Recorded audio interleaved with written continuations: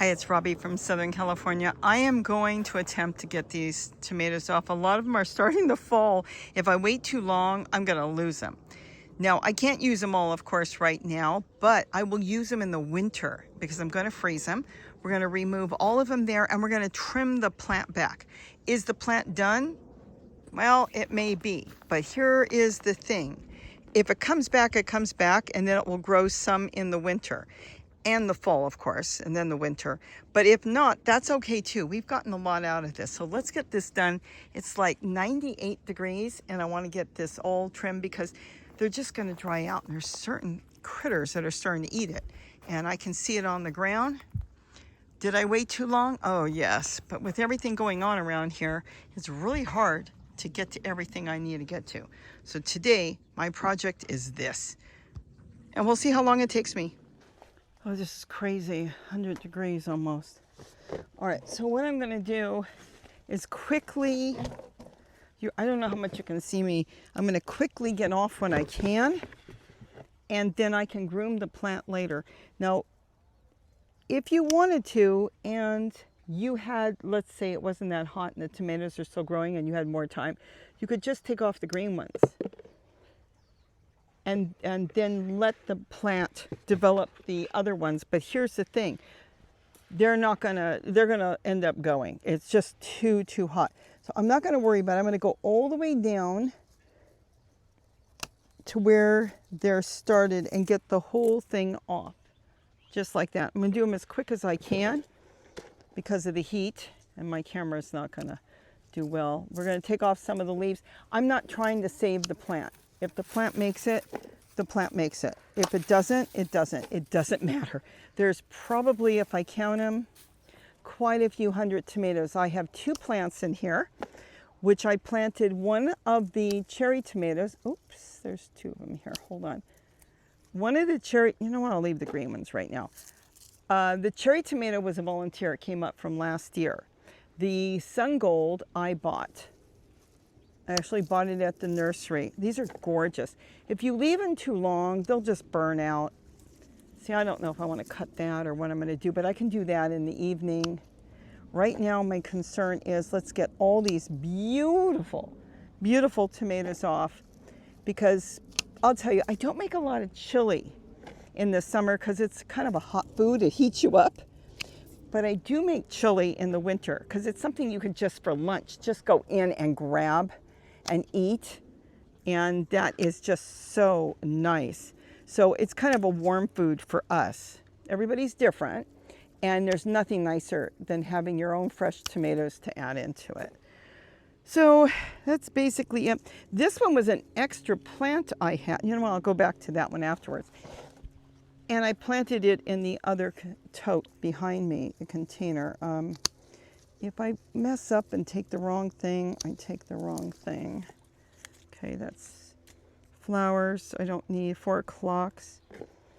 I can do the stripping of the branches once I'm in the house. Any of them that fall, you know what's going to happen? This winter they'll sit. They won't even grow, no matter how much sun they get and everything. You might get an occasional plant that gets the signal to grow, but it won't. But come spring, there are going to be tons of them, and I'll probably just plant volunteers. So let's see what else we've got down here. There's a big one. Oh gosh, these are gorgeous. I see they're starting to cook in the sun. Woo! I don't even know how many were on that one. We'll get as many as we can. I'll go around to the other side. And like I said, then I'll go back later and I'll groom it. Trying to get the best ones here. Now, if you're in the hot weather and you've got a lot of tomatoes, I would suggest to do the same thing. Unless you know your plants and they don't care about the hot weather. But, you know, these look like they could hang on a little longer, but I'm not going to take a chance. It's not worth it. I have more tomatoes than I need, which means a ton to freeze, and they're all going to get frozen. It's so easy to freeze them. Pull them out as needed.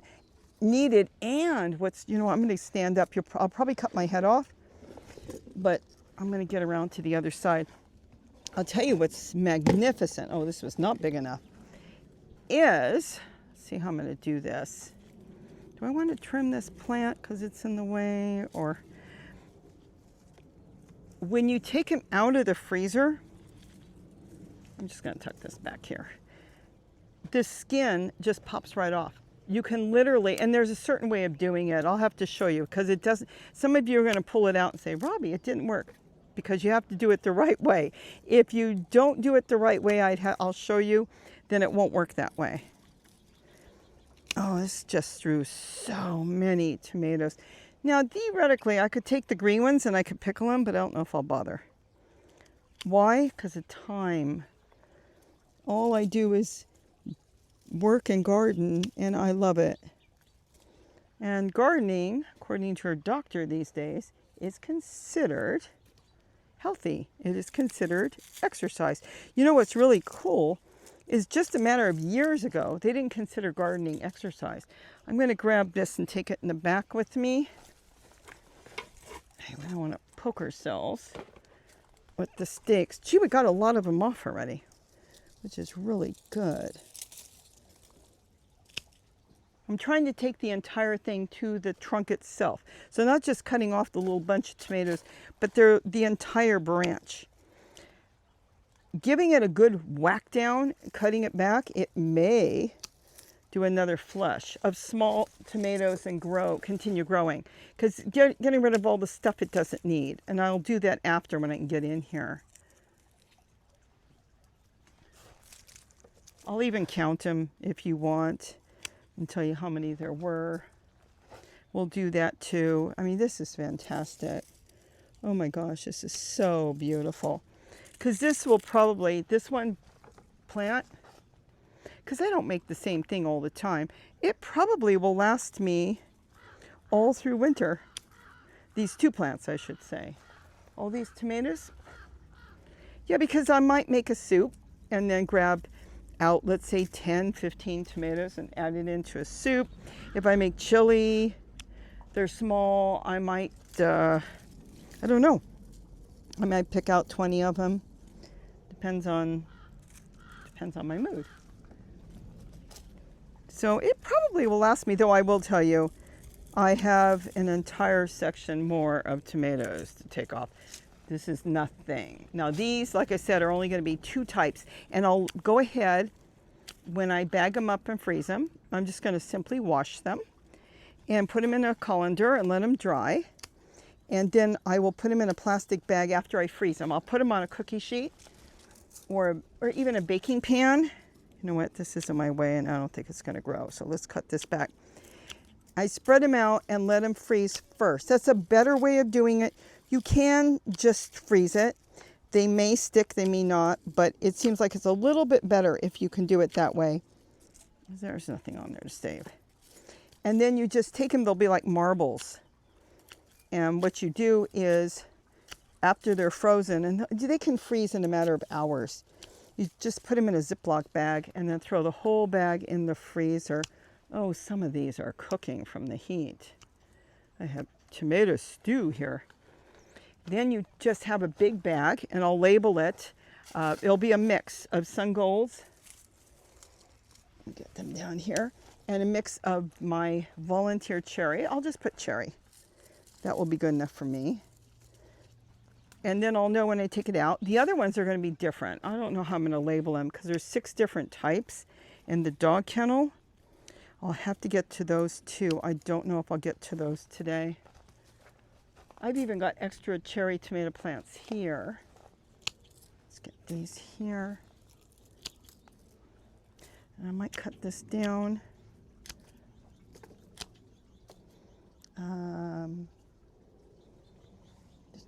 I can smell the tomatoes, which is not good. That would not be good. If you can smell them, they're cooking.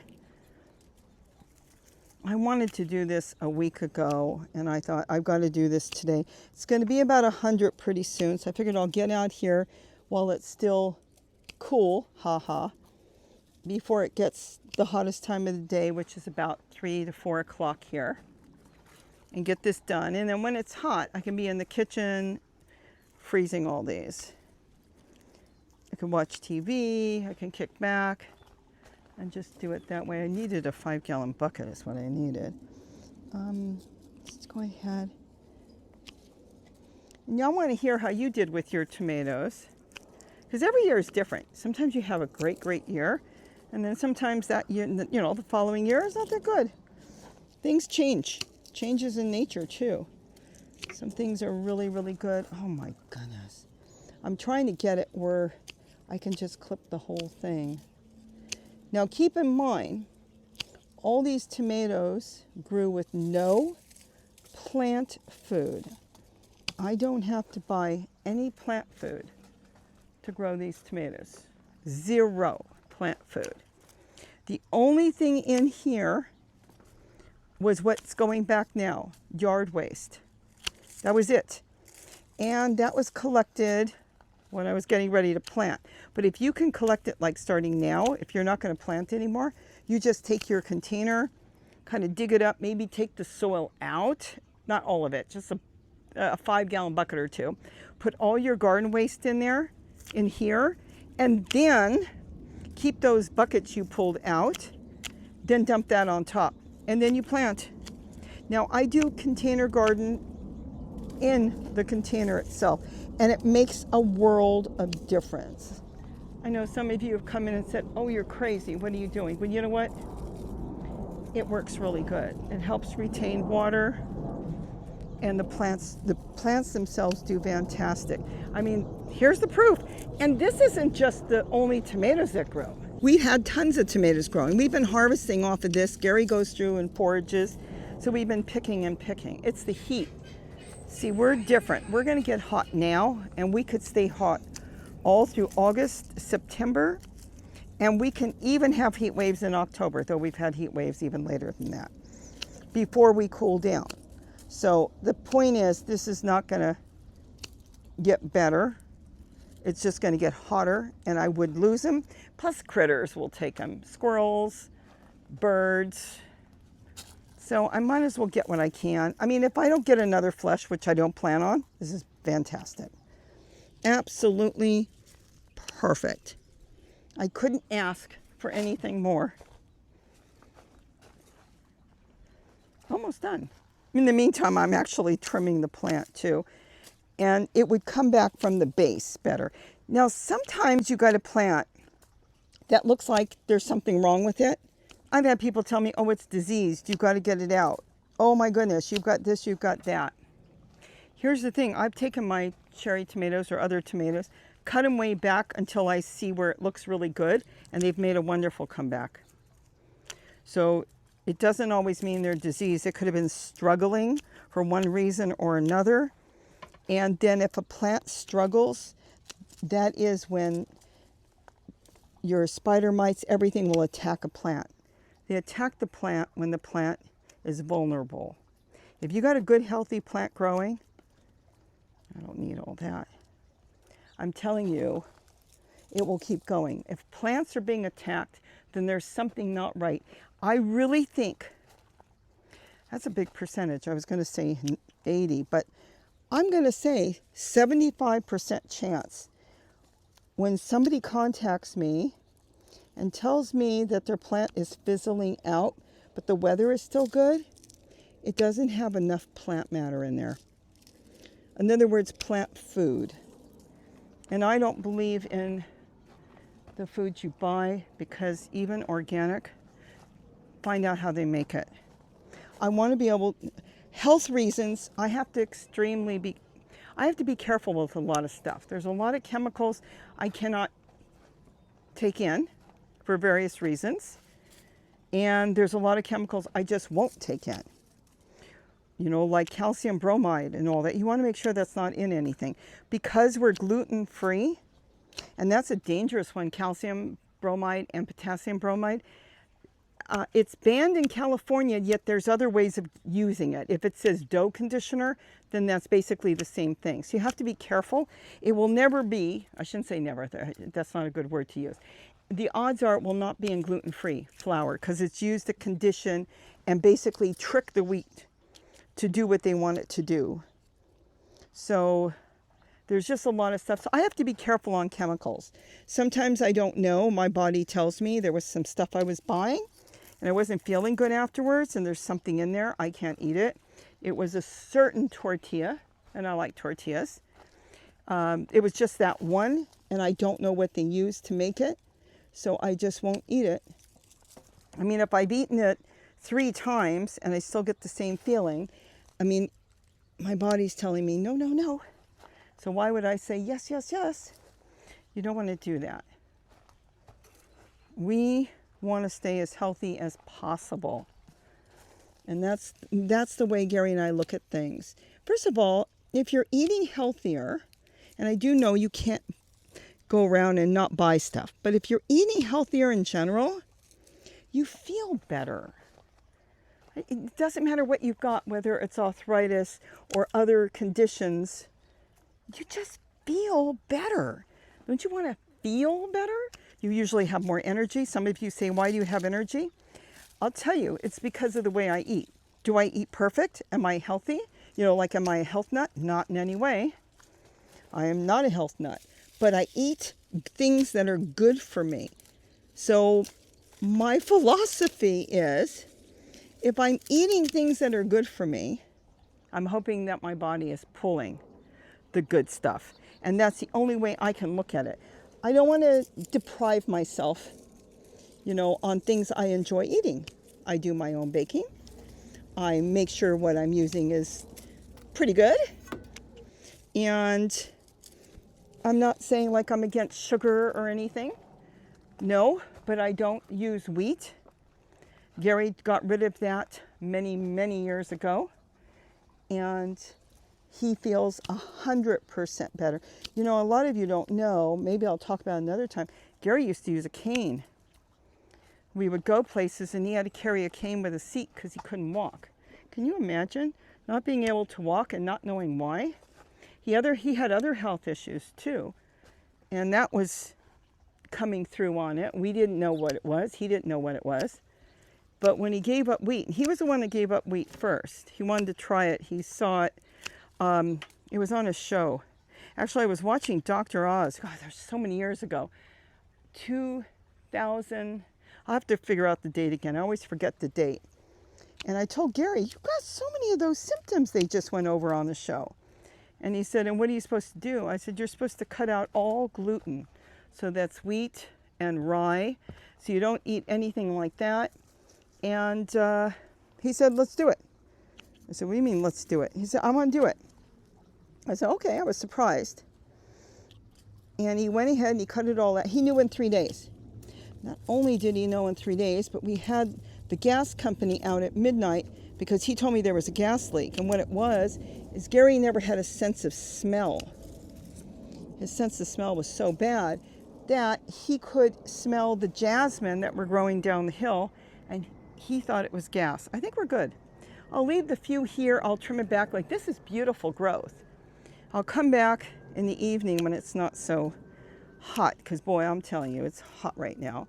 And I'll look through and see if we can get this plant to rejuvenate. And a lot of times it will come from the bottom up. But in the meantime, I've got this. I got a lot of it through here. Let me see if there's a few more over here. It was an extra plant that was growing in there, and I stuck it here.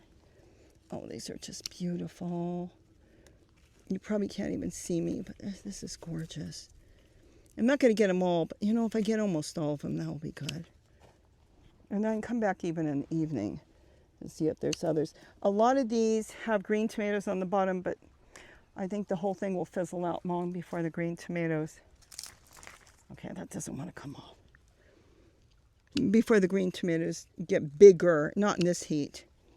When the heat goes down a little bit and it's not as hot as it's been, then I'll think about it then. See, too many of these are already cooked. And they're just going to rot. All right, we're going to get this in the house and do this. And I'm going to drop a lot on the way in.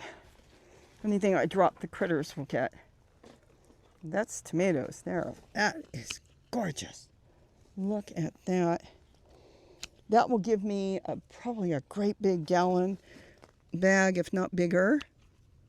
And it will be beautiful in the winter to pull out and take out as needed. I don't have to buy tomatoes. I don't think I've bought tomatoes in 10 years. All right, this is good. I can come back and do a little bit more trimming. Normally I tell you don't trim your plants too much because they need the leaves for shade, but I don't know if this will make it back. And we want to get rid of all the bad stuff. If the plant is struggling, like these are struggling, then they'll get spider mite, and I think there's spider mite on here. But if we can trim it down, get something in there, maybe compost tea, or collect some more leaves, I can even do that, then put dirt on top, any dirt on top, water it. That will break down, make its own fertilizer, and if the plant is happy, it will come right back. If it can come back. If it can't, it won't. There's another one there. Another one there. Okay, I think we're done. Let me show you what I've gotten. And I think we're done for here for now. A couple little ones here and there. And the next one will be the dog kennel. Oh my goodness. I'm going to have to get in there. That's got 6 different types of tomatoes. This is only 2. All right, we are done. Let's get out of the heat. I'll grab you so you can see it. And there it is. Look at that. I'm going to take them all off, give them a good wash, just sit them in a colander, let them just air dry for about 30 minutes, put them on a tray and freeze them. If I get lazy, after they've been sitting, let's say I'll let them sit for a couple hours, I might just take the whole thing and dump it in a bag. The only thing that will happen is there'll be a little bit of moisture left on some of the tomatoes that were in the colander. It's not the end of the world. They'll still be perfect. So it depends on how much work I want to do, but there it is. We've got everything down. We'll go through, we'll trim off anything that looks yellow like that, and then the trunk itself looks really good. So if we can take care of that, grab some colored leaves, any leaves from around the garden. Look at those brown leaves there. Get it crushed up in here. Give it a good water at night. It may come back and make more tomatoes. So we've got them all off. Okay, let's get out of this heat. So with that, have a wonderful day. Thank you for joining me and keeping me company as I went ahead and gathered up all these tomatoes. Have a great day and don't forget to eat what you grow. Bye-bye. And eat something that you grow because this is real food, not treated with anything. No fertilizers, no pesticides, just grown in the good old beautiful smoggy air of Southern California. But at least I know what went into that. Bye-bye, everyone. So here are the tomatoes. I've got them at the sink. And what I'm doing is I'm going to go through them one by one.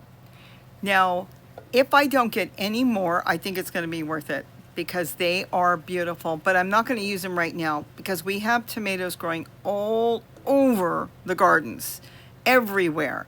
And so this way, when I pack them up, I'll have them in the winter, which is going to be perfect, and then they'll kind of rejuvenate in the spring and start growing. Now, a lot of these here will grow during the fall and winter and early spring, but we'll see. Now, I'm not going to save any of the green ones. I'm just taking off the sun golds, the nicest ones, and any of them that are kind of split or just too soft because they were sitting out in the heat too long, I'm just going to toss those and compost it. I might save a few and then toss them somewhere in the spring. All I have to do is just put them in a cup somewhere and forget about them. They'll rot, they'll mold, it doesn't matter. Stick them outside somewhere where nothing gets to it. And then you take the moldy, rotten, leftover, dried up tomatoes that you didn't eat. You throw them in a tote or a flower pot and they will grow. Let me tell you, that's what I do because I am too busy to go ahead and save a few tomato seeds. But look how nice that is.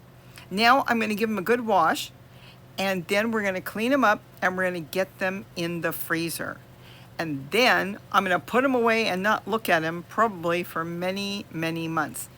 But I'm just making sure they're all nice and clean because when I go to use them for cooking, I want to make sure they're ready to go. So I can just take them out and use them. Look at that. I'm counting them. I ended up with 503 nice tomatoes. So that's what's going to go in the bag. And there they are, 503. They're clean, they're ready to go. Now, normally I would put them on a cookie sheet or let's say a baking pan and freeze them that way, but I'm lazy right now. So I'm just gonna take them as is. They've been in the colander for a while. It'll be fine. And I'm packing them all in there. And then I will have tomatoes, which will be wonderful anytime I wanna add them to something in the winter. I don't think we eat a lot of tomatoes unless I'm making a stew or maybe roasting chicken. I might throw a bunch in there. I make chili. If I decide to make enchiladas, I'll use them because there's nothing nicer than adding in fresh tomatoes. You know, even making a salad, I can still take the frozen tomatoes and go ahead and slice them up. It doesn't matter if they're soft, they still taste great. So this bag is going into the freezer and it's going to be stored for a few months. You should do that too. And don't wait, because I've got to go do a whole lot more around here. It's better to get them done as quick as possible. There they are, all ready to go in the freezer. And here they are the next day. I put them in the freezer and now they're nice and frozen. Had I dried them first, there'd be no crystals on the inside. So maybe next time when I freeze a few more tomatoes, I will. But there they are. Then they're going to go back in the freezer and I won't look at them for months. Now they're ready to use whenever I want.